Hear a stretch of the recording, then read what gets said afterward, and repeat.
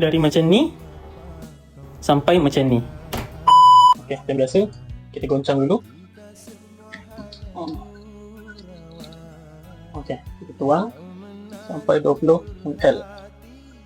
Okey, 20 ml yang kita letak. Okey, kita tuang ke sini tau. Terus kita kena tunggulah. Ni selepas berapa jam aku letak alga site tadi tu. Kalau korang tak nak ada lumut dalam akuarium korang, korang boleh beli alga site ni. Dia selamat untuk ikan. Lepas tu sangat berkesan. Untuk saiz akuarium 2 kaki, korang boleh letak 10 ml. Cara-cara dia ada tulis kat sini. Lepas tu untuk akuarium 4 kaki macam aku ni, letak 20 ml. Satu botol ni boleh tahan dalam 6 bulan jugalah. Aku dah lama dah gunakan produk ni untuk akuarium freshwater aku ni, untuk akuarium arwana ni. Clear kan?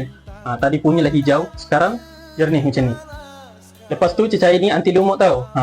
Korang bolehlah cuba. Lepas ni korang tak perlulah nak tukar air setiap minggu ke setiap bulan ke, sebab air dah jernih.